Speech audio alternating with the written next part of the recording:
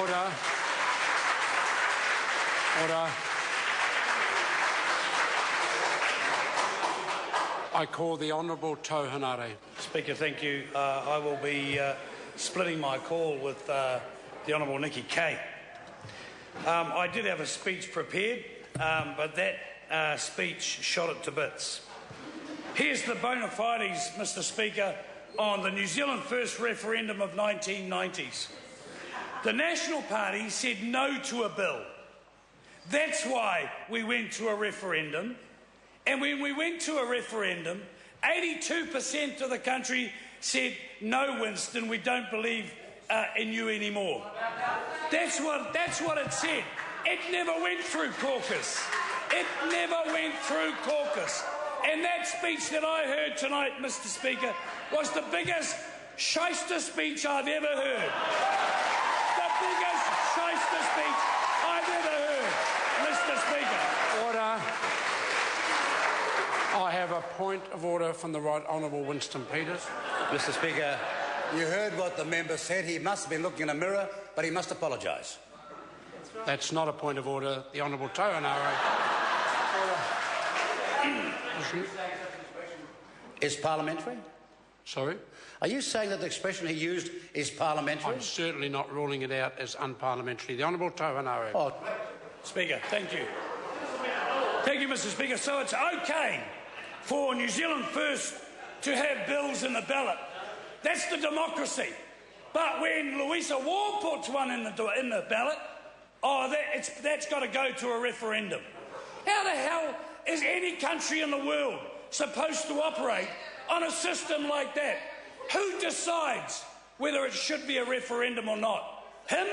I hope not, Mr Speaker. I hope not, Mr Speaker, because we'd still be in the 1880s, Mr Speaker. I feel sad that I was.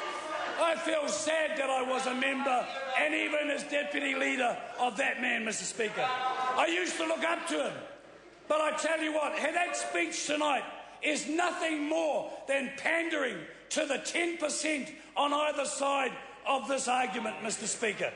Nothing more pandering to those racist, redneck people that just love to get on the email, Mr Speaker. And I want to say that I have been appalled with some of the behaviour of those for the bill and against the bill. Because I, for one, do not think that those that are against the bill are homophobic just because they're voting against it. It's their right to vote against it. And I will back my colleagues who vote against it all the way, Mr Speaker, and I just don't agree with them. and they're going to lose tonight. But however, to quickly run through what I was going to say, it's time. The sky didn't and won't fall in. How does it affect me or anyone else in this house, in this country? It doesn't. It just doesn't. Think about it for a minute. If the institution of marriage was so sacrosanct, then why the hell are so many people getting a divorce? And I don't say that in a facetious manner. Mr Speaker, if it does belong to the church, as I've been told by so many people on the email, then why do we have legislation outlining who can and who can't? If there was no legislation, I would back the church 100%. But it's not theirs. It actually belongs to the government. It actually belongs to this Parliament. It is a creature now of Parliament. It's not a creature anymore of either the Bible or the church, Mr Speaker. Lastly, I want to say it's actually about the equality of opportunity. All we are doing, we're not forcing anybody to do anything. No way, shape or form.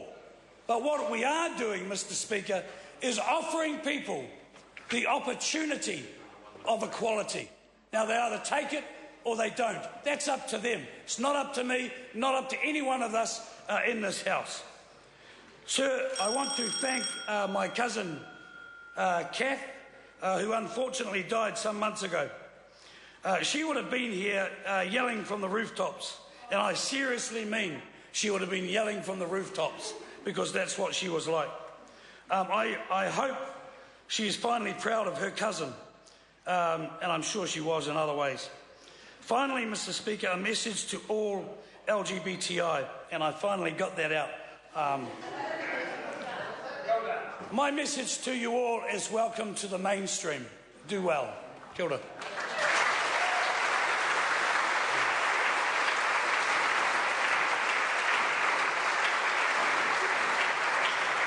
Order. The Honourable Nikki Kay.